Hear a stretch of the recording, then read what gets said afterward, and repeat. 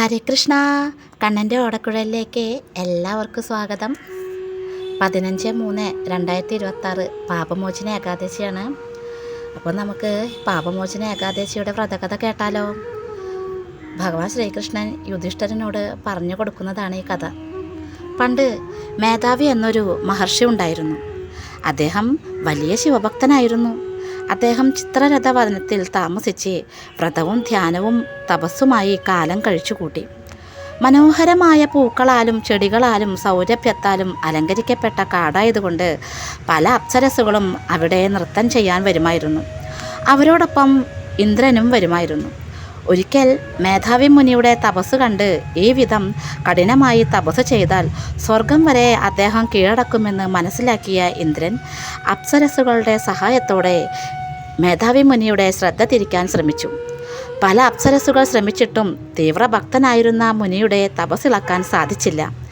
എന്നാൽ അപ്സരസ്സുകളുടെ കൂട്ടത്തിൽ മഞ്ജുഘോഷ എന്ന അപ്സരസ് മേധാവി മുനിയിൽ ആകൃഷ്ടയായി മുനിയുടെ തപസ്സിൽ നിന്ന് ഇളക്കാനായിട്ട് മുനിയുടെ ആശ്രമത്തിൻ്റെ മുൻപിൽ തന്നെ താമസം തുടങ്ങി. അവിടെ ഇരുന്ന് ശ്രുതിമധുരമായ ശബ്ദത്തിൽ ഗാനങ്ങൾ പാടിക്കൊണ്ടിരുന്നു. മഞ്ജുഘോഷയുടെ ഗാനാലാപനം കേട്ട് നാരദർ പോലും അത്ഭുതപ്പെട്ടുപോയി. അത്ര മനോഹരമായിരുന്നു മഞ്ജുഘോഷയുടെ ഗാനാലാപനം. അങ്ങനെ നാരദർ മഞ്ജുഘോഷയെ സഹായിക്കാൻ തീരുമാനിച്ച് കാമാസ്ത്രം അയച്ച് മുനിയുടെ തപസ്സിളക്കി മഞ്ജുഘോഷയിലേക്ക് ശ്രദ്ധ തിരിച്ചുവിട്ടു. അങ്ങനെ മേധാവിയും മഞ്ജുഘോഷയും തമ്മിൽ പ്രണയബന്ധരാവുകയും ഒരുമിച്ച് ജീവിക്കുകയും ചെയ്തു. കുറച്ചു നാളുകൾക്ക് ശേഷം മഞ്ജുഘോഷയ്ക്ക് സ്വർഗത്തിലേക്ക് തിരിച്ചു പോകാനുള്ള സമയമായി. ആ വിവരം മഞ്ജുഘോഷ മേധാവിയെ അറിയിച്ചു. അപ്പോൾ മേധാവി പറഞ്ഞു, കുറച്ചു നാളുകൾ കൂടി കൂടെ നിൽക്കാൻ. അപ്പോൾ മഞ്ജുഘോഷ പറഞ്ഞു, ദയവായി അങ്ങ് എൻ്റെ കൂടെ കഴിഞ്ഞുപോയ സമയം പരിഗണിക്കൂ. ആ നിമിഷം മേധാവി കണ്ണുകളടച്ച് കടന്നുപോയ സമയം കണക്കാക്കി.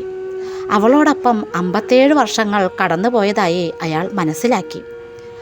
അവളോടൊപ്പം താമസിച്ചതിനാൽ തൻ്റെ തപസ് നശിച്ചുവെന്ന് മനസ്സിലാക്കിയപ്പോൾ മുനി അത്യധികം കോപിഷ്ഠനാവുകയും മഞ്ജുഘോഷയെ ഒരു രാക്ഷസിയായി മാറട്ടെ എന്ന് ശപിക്കുകയും ചെയ്തു. മുനിയുടെ ശാപം കേട്ട മഞ്ജുഘോഷ അദ്ദേഹത്തിൻ്റെ കാലിൽ വീണ് ദയവായി പാപത്തിൽ നിന്ന് മോചിപ്പിക്കണമെന്ന് അപേക്ഷിച്ചു. അപ്പോൾ മേധാവി പറഞ്ഞു, ചൈത്രമാസത്തിലെ പാപമോചന ഏകാദശി വ്രതമെടുത്താൽ നിനക്ക് നിൻ്റെ പാപങ്ങൾ നശിക്കുകയും സൗന്ദര്യം തിരിച്ചു ലഭിക്കുകയും ചെയ്യുമെന്ന് പറഞ്ഞ് മുനി തൻ്റെ പിതാവായ ച്യവനമുനിയുടെ ആശ്രമത്തിലേക്ക് പോയി.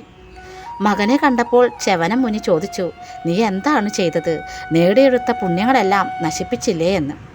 അപ്പോൾ മേധാവി നടന്ന കാര്യങ്ങളെല്ലാം പിതാവിനോട് പറയുകയും പാപത്തിൽ നിന്നും മോചനം ലഭിക്കാനുള്ള മാർഗം പറഞ്ഞു തരുവാനും അപേക്ഷിക്കുകയും ചെയ്തു. അപ്പോൾ ച്യവനമുനി പറഞ്ഞു, ചൈത്രമാസത്തിലെ പാപമോചന ഏകാദശി നീയും എടുക്കൂ. അപ്പോൾ നിൻ്റെ എല്ലാ പാപങ്ങളും നശിക്കും. അങ്ങനെ മഞ്ജുഘോഷയും മേധാവിയും വളരെ ഭക്തിയോടുകൂടി പാപമോചന ഏകാദശി വ്രതം അനുഷ്ഠിച്ചു. പാപമോചന ഏകാദശി വ്രതം അനുഷ്ഠിച്ചതിനാൽ മഞ്ജുഘോഷയ്ക്ക് അവളുടെ സൗന്ദര്യം തിരികെ ലഭിക്കുകയും സ്വർഗത്തിലേക്ക് തിരിച്ചു പോകുവാനും സാധിച്ചു.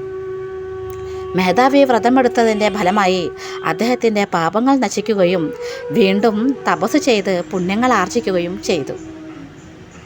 ഹരേ കൃഷ്ണ. അപ്പോൾ എല്ലാവർക്കും ഈ പാപമോചന ഏകാദശി വളരെ സന്തോഷത്തോടെയും സമാധാനത്തോടെയും ഭഗവാന്റെ അരികിലിരുന്ന് എടുക്കാനായിട്ട് സാധിക്കട്ടെ. അപ്പോൾ പാരണ സമയം എന്ന് പറയുന്നത് 16/3/2026 6:29 AM മുതൽ 9:43 AM വരെയാണ്. ഹരേ കൃഷ്ണ. സർവം ശ്രീ രാധാകൃഷ്ണ അർപ്പണമസ്തു. ജയ് ശ്രീ രാധേ രാധേ. ഹരി ഹരി ബോൾ.